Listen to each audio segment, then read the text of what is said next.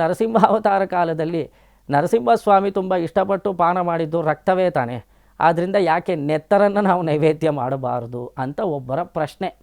ನರಸಿಂಹಾವತಾರದ ಒಂದು ಅಲಂಕಾರ ನಡೀತಾ ಇರಬೇಕಾದ್ರೆ ನರಸಿಂಹನಿಗೆ ಏನು ನೈವೇದ್ಯ ಮಾಡಬೇಕು ಎಂದು ಆಲೋಚನೆ ಮಾಡಬೇಕಾದ್ರೆ ನಮ್ಮ ಪಕ್ಕದಲ್ಲಿರುವಂತಹ ವ್ಯಕ್ತಿ ಇದನ್ನು ಹೇಳಿದರು. ನಾರಾಯಣಿಯಂನಲ್ಲಿ ನರಸಿಂಹಸ್ವಾಮಿ ಹಿರಣ್ಯನ ಕರಳನ್ನು ಬಗೆಯಬೇಕಾದ್ರೆ ರಕ್ತವು ಸುರಿಯಿತು, ಆ ರಕ್ತವನ್ನು ಪಾನ ಮಾಡಿದ ಎಂದು ಹೇಳಿದೆಯಲ್ಲ, ಹಾಗಿದ್ದರೆ ನರಸಿಂಹಸ್ವಾಮಿಗೆ ರಕ್ತವನ್ನು ನೈವೇದ್ಯ ಮಾಡಬಹುದಾ? ಯಾಕೆ ನಾವು ದೇವಸ್ಥಾನದಲ್ಲಿ ಶಾಕಾಹಾರವನ್ನು ಮಾತ್ರ ನೈವೇದ್ಯ ಮಾಡಬೇಕಾ? ಮಾಂಸಾಹಾರವನ್ನು ದೇವರಿಗೆ ಸಮರ್ಪಣೆ ಮಾಡಕೂಡದ? ನರಸಿಂಹಸ್ವಾಮಿ ಹೇಗೋ ಮಾಂಸಾಹಾರಿ ಆದ ಕಾರಣ ನೀವೇಕೆ ಮಾಂಸವನ್ನು ದೇವರಿಗೆ ನೈವೇದ್ಯ ಮಾಡಬಾರದು ಅಂತ ಅವರೊಂದು ಪ್ರಶ್ನೆ ಕೇಳಿದ್ರು. ಆಗ ಆ ಸಮಯದಲ್ಲಿ ನನ್ನ ಮನಸ್ಸಿನಲ್ಲಿ ಓಡಿದಂತಹ ಒಂದು ಆಲೋಚನೆಯನ್ನು ನಿಮ್ಮ ಮುಂದಿಗೆ ಹೇಳುತ್ತೇನೆ. ನಾವು ಯಾಕೆ ದೇವರಿಗೆ ಬರೀ ಶಾಕಾಹಾರವನ್ನೇ ದೇವಸ್ಥಾನದಲ್ಲಿ ನೈವೇದ್ಯ ಮಾಡ್ತೀವಿ ಅಂತ ಕೇಳಿದ್ರೆ, ದೇವಸ್ಥಾನ ಸಾರ್ವಜನಿಕರಿಗೆ ಸಂಬಂಧಿಸಿದಂತಹ ಸ್ಥಳ. ಈ ಒಂದು ಸ್ಥಳದಲ್ಲಿ ಸಾಮಾನ್ಯವಾಗಿ ಶಾಕಾಹಾರಿಗಳು ಮಾಂಸಾಹಾರವನ್ನು ಸೇವನೆ ಮಾಡೋದಿಲ್ಲ. ಮಾಂಸಾಹಾರಿಗಳಾಗಿದ್ದರೆ ಶಾಕಾಹಾರವನ್ನು ಸೇವನೆ ಮಾಡುತ್ತಾರೆ.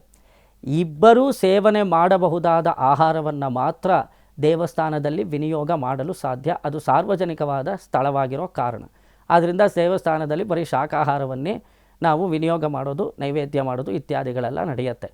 ಇನ್ನು ನರಸಿಂಹಸ್ವಾಮಿ ಕುಡಿದಂತಹ ನೆತ್ತರಿನ ವಿಚಾರಕ್ಕೆ ಬಂದರೆ, ಸ್ವಾಮಿಯ ಸಂಬಂಧದಿಂದ ನೆತ್ತರು ಪವಿತ್ರವಾಯಿತೇ ಹೊರತು ನೆತ್ತರಿನ ಅಪವಿತ್ರತೆ ಎಂಬುದು ಸ್ವಾಮಿಗೆ ತಟ್ಟುವುದಿಲ್ಲ. ಕಾರಣ ಅವನು ವಿಲಕ್ಷಣನು. ಅವನು ರೌದ್ರ ಪ್ರದರ್ಶನ ಮಾಡೋದಕ್ಕೋಸ್ಕರ ಅದೇ ನಾರಾಯಣಿಯಂನಲ್ಲಿ ಕಡೇ ಶ್ಲೋಕದಲ್ಲಿ ಏವಂ ನಾಟಿತ ರೌದ್ರಚೇಷ್ಟಿತ ವಿಭೋ ಶ್ರೀತಾಪನೀಯಾಭಿದ ಎಂದು ಭಟ್ಟಾತ್ರಿ ಸ್ವಾಮಿಗಳು ನರಸಿಂಹಾವತಾರವನ್ನು ವರ್ಣಿಸ್ತಾರೆ. ಈ ರೀತಿ ಕರಳನ್ನು ಬಗೆದು ರುಧಿರ ಮಾಂಸವನ್ನು ಚೆಲ್ಲಿ ಕೊರಳಮಾಲೆ ಹಾಕಿ ತೀಕ್ಷ್ಣವಾದ ಕೋರೆ ಹಲ್ಲುಗಳನ್ನು ಪ್ರದರ್ಶನ ಮಾಡುವುದರ ಮೂಲಕ ನಟನೆ ಮಾಡಿದಂತಹ ಶ್ರೀಹರಿಯೇ ಎಂದು ವರ್ಣಿಸ್ತಾರೆ. ನೋಡಿ, ನರಸಿಂಹಸ್ವಾಮಿ ನಿಜವಾಗಲೂ ರಕ್ತವನ್ನು ಕುಡಿದಿದ್ದಲ್ಲ, ರಕ್ತವನ್ನು ಕುಡಿದಂತೆ ನಟನೆ ಮಾಡಿದ್ದು. ರೌದ್ರ ಪ್ರದರ್ಶನವನ್ನು ಅಭಿವ್ಯಕ್ತಿಪಡಿಸೋದಕ್ಕೋಸ್ಕರ, ಆ ಬೀಭತ್ಸ, ಆ ಭಯಾನಕವಾದ ರಸವನ್ನು ಪ್ರದರ್ಶನ ಮಾಡೋದಕ್ಕೋಸ್ಕರ ರಕ್ತವನ್ನು ಕುಡಿದಂತೆ ನಟಿಸಿದನೇ ಹೊರತು ಅವನು ವಾಸ್ತವಿಕವಾಗಿ ಅಪವಿತ್ರವಾಗಿರುವಂತಹ ರಕ್ತವನ್ನು ಕುಡಿದಿದ್ದರಿಂದ ಅವನಿಗೆ ದೋಷ ಬಂತು ಅಂತ ಹೇಳಲಿಕ್ಕೆ ಸಾಧ್ಯವಿಲ್ಲ. ಭಗವಂತನು ವಿಲಕ್ಷಣನಾದ ಕಾರಣ ಅವನು ನಾಟಕಕಾರನಂತೆ. ಇವಾಗ ನಾವು ಸಾಮಾನ್ಯವಾಗಿ ಅದನ್ನು ನಾವು ಇನ್ನಷ್ಟು ಅರ್ಥ ಮಾಡ್ಕೊಳ್ಬೇಕು ಅಂದರೆ, ಯಾರೋ ಒಬ್ಬರು ವ್ಯಕ್ತಿ ನಾಟಕದಲ್ಲಿ ಇನ್ನೊಬ್ಬ ವ್ಯಕ್ತಿಯನ್ನು ಕೊಲೆ ಮಾಡಿದ್ದಕ್ಕೆ ಆ ವ್ಯಕ್ತಿಯನ್ನು ಕಾರಾಗೃಹದಲ್ಲಿ ಬಂಧನ ಮಾಡ್ತಾರೆ ನೋಡಿ. ಆ ವ್ಯಕ್ತಿ ನಾಟಕದಲ್ಲಿ ಕೊಲೆ ಮಾಡಿದ, ಆ ಕೊಲೆಯಿಂದ ಏರ್ಪಡಬಹುದಾದ ಒಂದು ದೋಷ ವ್ಯಕ್ತಿಗೆ ತಟ್ಟೋದಿಲ್ಲ. ಕಾರಣ ಏನಂದರೆ ಅದು ನಾಟಕ ತಾನೆ. ಅದೇ ರೀತಿ ಪರಮಾತ್ಮ ಲೋಕ ಕಲ್ಯಾಣಕ್ಕೋಸ್ಕರವಾಗಿ ಒಂದು ನಾಟಕವನ್ನು ಆಡಿದ. ಅವನು ವಿಲಕ್ಷಣನಾಗಿ ಅವತಾರ ಮಾಡಬೇಕಾದ್ರೆ ಈ ಬ್ರಹ್ಮ ಸೃಷ್ಟಿಗೆ ಒಳಪಟ್ಟ ಯಾವುದೋ ಒಂದು ವಸ್ತುವಿನಂತೆ ಅವನು ಅವತಾರ ಮಾಡಲಿಲ್ವಲ್ಲ. ಬ್ರಹ್ಮದೇವರನ್ನೇ ಸೃಷ್ಟಿ ಮಾಡಿದಂತಹ ಪರಮಾತ್ಮನಾದ ಕಾರಣ ನರವಲ್ಲದ ಮೃಗವಲ್ಲದ ಒಂದು ಅತ್ಯದ್ಭುತವಾದ ಆಕಾರದಲ್ಲಿ ತಾನು ಅವತರಿಸಿದನು. ಅದು ದಿವ್ಯಮಂಗಳ ವಿಗ್ರಹವಾಗಿತ್ತು. ಅದಕ್ಕೆ ಅದನ್ನು ಧರಿಸಿದಂತಹ ಪರಮಾತ್ಮನು ವಿಲಕ್ಷಣನಾದ ಕಾರಣ ಸಾಮಾನ್ಯ ದೇಹಕ್ಕೆ ಅನ್ವಯಿಸುವಂತಹ ವಿಧಿ ನಿಷೇಧಗಳು ಭಗವದ್ ದೇಹಕ್ಕೆ ಅನ್ವಯಿಸುವುದಿಲ್ಲ. ನೋಡಿ, ನಮಗೆ ರಕ್ತ ಅನ್ನೋದು ನಮ್ಮ ದೇಹಕ್ಕೆ ಒಗ್ಗುವುದಿಲ್ಲ.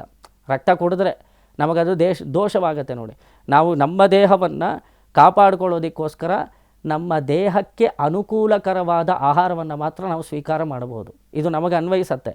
ಆದರೆ ಯಾವುದು ನಮಗೆ ಅನುಕೂಲವಾಗಿದೆಯೋ, ಯಾವುದು ನಮಗೆ ಪ್ರತಿಕೂಲವಾಗಿದೆಯೋ ಅದು ಪರಮಾತ್ಮನಿಗೂ ಪ್ರತಿಕೂಲ ಅಂತ ಹೇಳಲಿಕ್ಕೆ ಸಾಧ್ಯವಿಲ್ಲ. ಯಾಕೆಂದರೆ ಇದಕ್ಕೆ ಅನ್ವಯಿಸಬಹುದಾದ ಒಂದು ವಸ್ತು ಭಗವದ್ ದೇಹಕ್ಕೆ ಅನ್ವಯಿಸೋದಿಲ್ಲ. ನಮ್ಮ ದೇಹ ಬೇರೆ, ಭಗವಂತನ ದೇಹ ಬೇರೆಯಾಗಿರೋ ಕಾರಣ ನಮ್ಮದು ಪಾಂಚಭೌತಿಕವಾದ ಶರೀರ. ಕರ್ಮವಶಾತ್ ನಾವು ಶರೀರವನ್ನು ಪಡ್ಕೊಂಡಿದ್ದೇವೆ. ಪ್ರಾರಬ್ಧ ಕರ್ಮವನ್ನು ಅನುಭವಿಸೋದಕ್ಕೋಸ್ಕರ ಈ ಶರೀರ ನಮಗೆ ಭಗವಂತ ಕೊಟ್ಟಿದ್ದಾರೆ. ಈ ಶರೀರಕ್ಕೆ ಅನ್ವಯಿಸುವಂತಹ ವಿಧಿ ನಿಷೇಧಗಳು ಭಗವಂತನ ದಿವ್ಯಮಂಗಳ ವಿಗ್ರಹಕ್ಕೆ ಅನ್ವಯಿಸುವುದಿಲ್ಲ. ಕಾರಣ ಏನು ಅಂದರೆ, ಈ ಶರೀರದ ಒಳಗಡೆ ಪರಮಾತ್ಮ ಅಂತರ್ಯಾಮಿಯಾಗಿದ್ದರೂ ಸಹ ಅವನು ವಿಲಕ್ಷಣನಾಗಿದ್ದಾನೆ, ಅವನು ದೋಷರಹಿತನಾಗಿದ್ದಾನೆ. ಆದ್ದರಿಂದ ಅವನು ಈಶಾನ ಎಂದು ಕರೆಯಲ್ಪಡುತ್ತಾನೆ. ಇವಾಗ ನರಸಿಂಹಸ್ವಾಮಿ ನೆತ್ತರನ್ನು ಕುಡಿದ ಅಂತ ಹೇಳಿದರೆ, ನೆತ್ತರಿಗಿರುವಂತಹ ದೋಷ ನರಸಿಂಹಸ್ವಾಮಿಗೆ ತಟ್ಟೋದಿಲ್ಲ. ಕಾರಣ ಏನು? ನರಸಿಂಹನ ಶರೀರ ಬೇರೆ, ನಮ್ಮ ಶರೀರ ಬೇರೆ. ನಾವು ಸ್ವೀಕಾರ ಮಾಡಿದ್ರೆ ನೆತ್ತರು ಅದಕ್ಕೆ ದೋಷ ಬರುತ್ತೆ. ನಮ್ಮ ಶರೀರಕ್ಕೆ ಅದು ಒಗ್ಗುವುದಿಲ್ಲ ನೆತ್ತರು, ಆದರೆ ನರಸಿಂಹನ ಶರೀರಕ್ಕೆ ಅದು ಒಗ್ಗತ್ತೆ. ಕಾರಣ ಏನು ಅಂದರೆ ಅವನ ಶರೀರ ನಮಗಿಂತಲೂ ವಿಲಕ್ಷಣವಾದದ್ದು. ಅವನು ದಿವ್ಯಮಂಗಳ ವಿಗ್ರಹವನ್ನು ಧರಿಸಿ ಬಂದಿದ್ದಾನೆ. ಆದ್ದರಿಂದ ಅವನು ರಕ್ತ ಕುಡ್ದ ಅಂದ ಮಾತ್ರಕ್ಕೆ ನಾವು ದೇವಸ್ಥಾನದಲ್ಲಿ ರಕ್ತವನ್ನೇ ನೈವೇದ್ಯ ಮಾಡಬೇಕಾದ ಅವಶ್ಯಕತೆ ಇಲ್ಲ. ಕಾರಣ ಏನು ಅಂದರೆ ನಾವು ಪ್ರಸಾದವಾಗಿ ತಗೊಳ್ಬೇಕಲ್ಲ. ಕೃಷ್ಣನಿಗಾದರೆ ನವನೀತ ನೈವೇದ್ಯ ಮಾಡ್ತೀವಿ, ಬೆಣ್ಣೆ ತಿಂದರೆ ನಮ್ಮ ಶರೀರಕ್ಕೆ ಒಗ್ಗತ್ತೆ, ಅದು ನಮ್ಮ ಶರೀರಕ್ಕೆ ಆರೋಗ್ಯವನ್ನು ಕೊಡತ್ತೆ. ಆದ್ದರಿಂದ ನಮ್ಮ ಶರೀರಕ್ಕೆ ಆರೋಗ್ಯಕರವಾದ ಆಹಾರ ಯಾವುದಿದೆಯೋ ಅದನ್ನು ಮಾತ್ರ ದೇವಸ್ಥಾನದಲ್ಲಿ ಪರಮಾತ್ಮನಿಗೆ ನೈವೇದ್ಯ ಮಾಡಿ ವಿನಿಯೋಗ ಮಾಡತಕ್ಕದ್ದು ಎಂಬುದು ಶಾಸ್ತ್ರ. ಅವತಾರ ಕಾಲದಲ್ಲಿ ಕೆಲವೊಂದು ರಸವನ್ನು ಪ್ರದರ್ಶನ ಮಾಡೋದಕ್ಕೋಸ್ಕರ ಭಗವಂತ ತಾನೇ ಏರ್ಪಡಿಸಿರುವಂಥ ವಿಧಿ ನಿಷೇಧಗಳನ್ನು ತಾನು ಮೀರಿ ನಿಲ್ಲಬಹುದು. ನೋಡಿ, ಪ್ರಪಂಚದಲ್ಲಿ ಕೆಲವೊಂದು ವಿಧಿ ಇರುತ್ತೆ, ಕೆಲವೊಂದು ನಿಷೇಧಗಳಿರುತ್ತೆ. ಇದನ್ನು ಮಾಡಿದ್ದು ಪರಮಾತ್ಮನೇ. ತಾನು ನಾಟಕ ತುಂಬ ಸ್ವಾರಸ್ಯಕರವಾಗಿರಲಿ ಎಂಬ ಸಲುವಾಗಿ ತಾನೇ ಏರ್ಪಡಿಸಿರುವಂತಹ ವಿಧಿ ನಿಷೇಧಗಳನ್ನು ಮೀರಿ ನಡೆದುಕೊಂಡರೆ ಅದರಿಂದ ಯಾವ ಬಾಧೆ ಅವನಿಗೆ ಏರ್ಪಡುವುದಿಲ್ಲ. ನಾವು ವಿಧಿ ನಿಷೇಧಗಳನ್ನು ಮೀರಿದರೆ ಅದು ನಮ್ಮನ್ನು ಬಾಧಿಸುತ್ತೆ, ಆದರೆ ಪರಮಾತ್ಮನಿಗೆ ಅದು ಬಾಧಕವಾಗಿರುವುದಿಲ್ಲ. ಕಾರಣ ಏನು ಅಂದರೆ ಅವನು ವಿಲಕ್ಷಣನಾಗಿದ್ದಾನೆ. ಅವನು ಉಗುರಿನಿಂದ ಸೀಳಿ ಅಪವಿತ್ರ ಎಂದು ಕರೆಯಲ್ಪಡುವಂತಹ, ನಮಗೆ ಮನುಷ್ಯರಿಗಾದರೆ ಉಗುರು ಅನ್ನೋದು ಅಪವಿತ್ರ, ಪರಮಾತ್ಮನ ಕೈಲಿದ್ದರೆ ಉಗುರು ಎಂಬುದು ಪವಿತ್ರ. ಆದ್ದರಿಂದಲೇ ಮಧ್ವಾಚಾರ್ಯರು ಪರಮಾತ್ಮನಿಗೆ ನಖಸ್ತುತಿಯನ್ನು ಮಾಡ್ತಾರೆ. ನರಸಿಂಹದೇವರ ನಖವು ನಮ್ಮನ್ನು ಕಾಪಾಡಲಿ ಎಂದು. ಎಲ್ಲವೂ ಅಪ್ರಾಕೃತಮಯವಾಗಿರೋದ್ರಿಂದ ಭಗವಂತನ ಶರೀರ ನರಸಿಂಹಸ್ವಾಮಿಯಲ್ಲಿ ಅವನ ಕೈಗೆ ಅಂಟಿದ ನೆತ್ತರು ಕೂಡ ಅದು ಪರಮ ಪವಿತ್ರವಾಗೋಗುತ್ತೆ. ಅದು ಪರಮಾತ್ಮನಿಗೆ ಯಾವ ಬಾಧಕವೂ ಇಲ್ಲ, ಅದು ವಿಲಕ್ಷಣವಾಗಿರುತ್ತೆ. ಆದ್ದರಿಂದ ನಾವು ನೆತ್ತರನ್ನೇ ನೈವೇದ್ಯ ಮಾಡಬೇಕು ಅಂತ ಅತಿರೇಕ ಮಾಡಬಾರದು ಎಂಬುದು ನಮ್ಮ ಮನಸ್ಸಿನಲ್ಲಿ ಬರುವಂಥ ಆಲೋಚನೆ.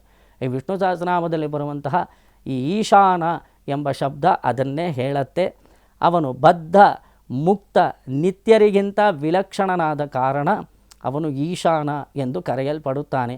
ಸಮಸ್ತಕ್ಕೂ ವ್ಯವಸ್ಥಾಪಕನು, ಸರ್ವ ಸಮರ್ಥನಾದ ಕಾರಣ, ಸರ್ವ ನಿಯಾಮಕನಾದ ಕಾರಣ, ಸರ್ವ ಐಶ್ವರ್ಯಯುಕ್ತನಾದ ಕಾರಣ ಅವನನ್ನು ಈಶಾನ ಎಂದು ವಿಷ್ಣು ಸಹಸ್ರನಾಮ ಕೊಂಡಾಡುತ್ತೆ.